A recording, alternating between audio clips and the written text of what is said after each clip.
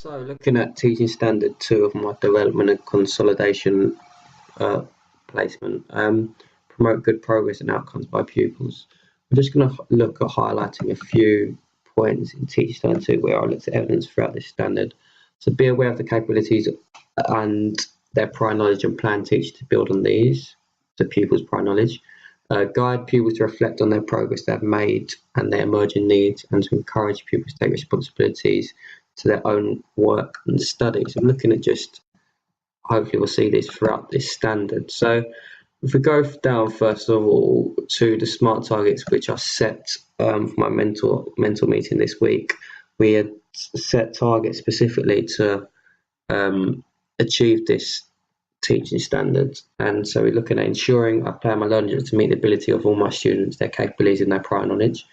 Ensure the pace of my lessons are suitable by ensuring students were able to progress at the required rates. Encourage students to take responsibilities for their learning by planning lessons which cater for their needs. So just putting into context, hang on, let me just go through this one. Nelson O'Brien suggesting important that we are developing our teaching through setting targets to enrich our practice. This ensures we can monitor the learning and progress of our students. Harsman and Pierce 2012 sustains this idea, suggesting that for effective pedagogy to take place, teachers must ensure students are making progress through good outcomes within their lessons.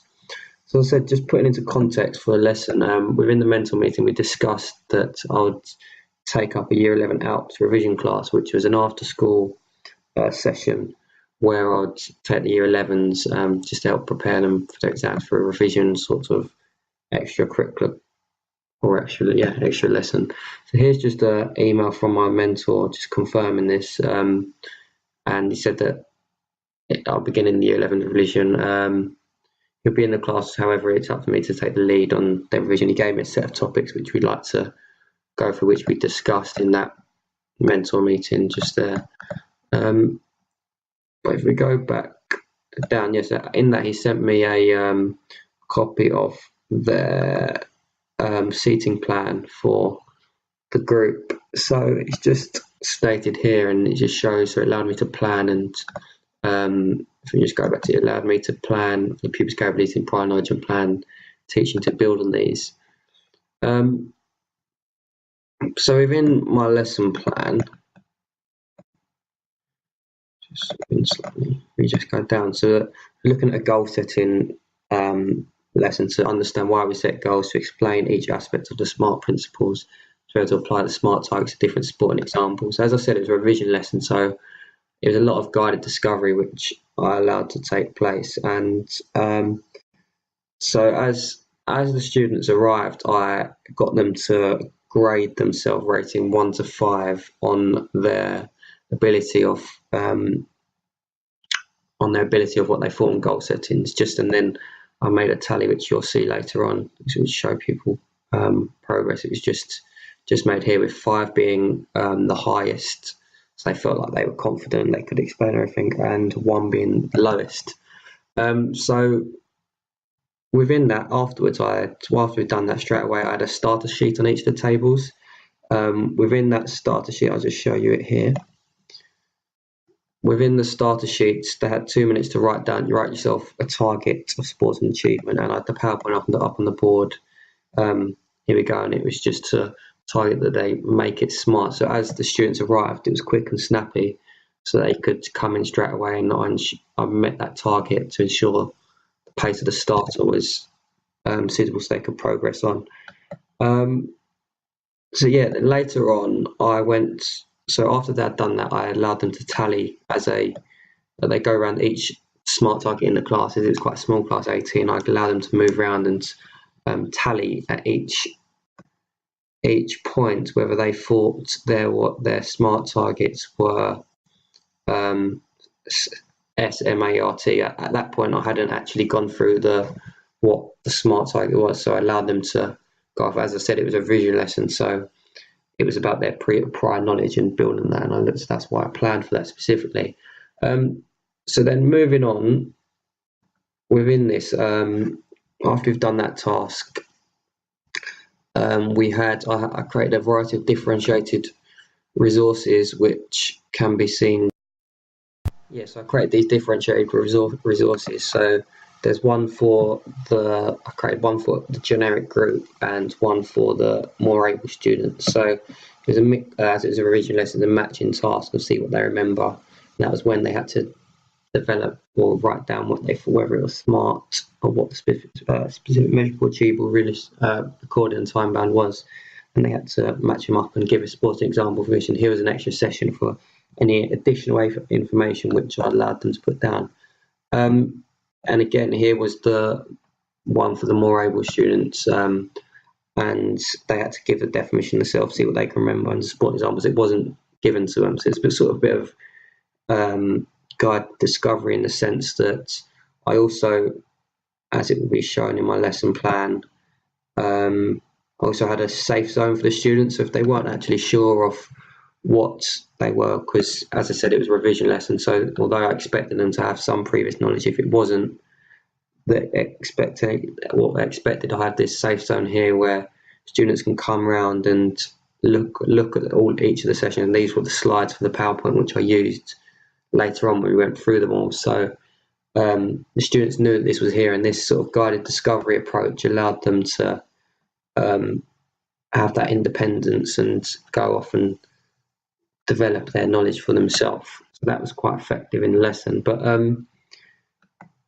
yeah, just moving on. So just going through here was the lesson. So I'd gone through after these were after smart targets. Afterwards, we'd gone through each. If you go back to the lesson plan. So after I'd done the matching task, we went through it all as a group, and we had a bit of discussion about potential exam questions which may come up in the exam. So just heading back to, as I said earlier, sorry, I'm moving around quite a bit here, but so as I said, they'd made a tally on each person's. They made a tally on each person's target. So here we could see that there's 18 students in the class. So this is one of the first targets one of my students set, and once I'd sent them back to their group, or got back to their partner, they had to work out as a pair compared to the tally whether it was smart. So specific, there was 18 people said it was specific, so he got a tick there. This is his judgment.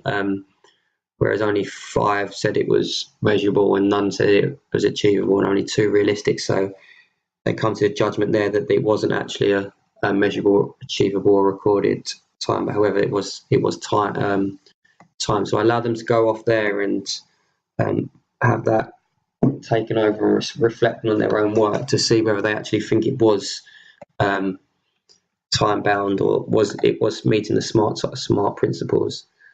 So just looking here, Zavito et al. 2012 suggests that allowing students to monitor their progress over a period of time enriches students' learning and allows them to identify whatever or whether they have improved. So just looking here so after I'd gone through all of that and I collected in all the sheets at the end, and I had so here it shows that it was smart, however it wasn't timed. So I'd gone to the end. So after I'd collected them all at the end, I made a tally for all of the students, and it come here that not all of the students' targets were smart. So that's why at the end of the lesson I got them to redo it to see if they were smart.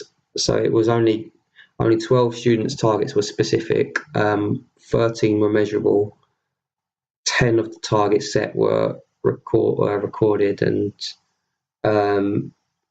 so that's just recorded. So and 8 was achievable, and only 8 was timed also. So it just allowed me to have that to see whether they were at the start of the lesson. Then I could compare it towards the end of the lesson. But yeah, so here was the smart targets at the end of the lesson, and it showed that the full 18 were all set smart targets. The reason why I've left this gap in the middle is just to show how they'd gone through the lesson and how they'd used the worksheets to go through it. So a few of them come up to the safe zone and come up to the safe zone and come and checked some of the information. However, a lot of them cracked on and got through them themselves, and they managed to fill out their they managed to fill out their sheets effectively. So the reason why I've just left it was trying to go through the actual lesson plan as I was discussing it. So head back up to the lesson plan. So the sheets, matching the sheets allowed them to build on their prior knowledge. Once matched, they come up with a sporting example, and that was all sort of themselves and recalling themselves. It wasn't much, it was me guiding them and giving them some potential help if they needed and answering questions. However, it wasn't me actually giving them the information, which was quite useful. So here was the completed sheets, and just again, if you want to look further into them, then feel free, as I always say. If I just zoom in slightly. Yeah, there's 4 different examples there. 2 were higher students and 2 were not students who I didn't have to differentiate for or make more challenging. So here, as I said, more of the students or all of their targets were smart in the lessons, so it showed a progress that way. Because if I just head up, sorry, I'm very jumpy in this teaching standard, but just thought it made more sense for me. And so as I said, I went back to their targets at the end, or I gave them a new slip at the end, and they were to write down a new target, and they were again to measure whether it was smart. So if we just look, I've just got another one here. This was actually different students, but they suggested that all 18 people at the end suggested it was meeting all principles. So that meant, excuse me, yeah, that meant that he received all ticks for his smart. So that way, when I collect them at the end, I could assess whether they had made progress in that sense. And there it was there. If we just see, that was our. But again, as I said previously, I also created or allowed them on post-it notes. I said in the lesson plan that at the start of the lesson, I rated their scores from 1 to 5, being 5 being the highest and 1 being the lowest. No one actually said they were level 1, which I sort of expected, as it was a assessment level, was a revision lesson. However, if we look to the progress at the end of the lesson, I'll zoom out, maybe you might be able to see both at the same time. We could see that there was 0 students on level 5. However, at the end there was 13, and again there was no one below level 3 at the end of the lesson. However, there was 10, 13. So that it did show that a lot of students made progress throughout the lesson in a number of ways, which can be seen through their SMART targets and their rating system and reflecting on their own work. So here, if we just go through, if I just read this first and before I show you the actual pie chart showing the actual ratings. The ability of students to self-assess is an essential tool for students in enabling them to take control of their learning in AND 2010. Armour suggests that allowing students to be at the centre of learning promotes constructive style of teaching. This allows the participants to develop their critical thinking and problem-solving skills, essential in maximising their students' learning and progress. So hopefully the fact that I allowed the constructive style teaching and guided discovery allowed students to maximise their learning and progress was seen, as I'm about to I showed you, through the SMART targets and the ratings. But here's just 2 pie charts. We zoom out again so you might be able to see them side by side. 2 pie charts of the students' rating of their knowledge at the start compared to the end, and you can see that as I've gone through, a lot of the students rated level 5 compared, and the rest of level 4, and there was none in level rating 3, 2, or 1, whereas there was none in level 5 here.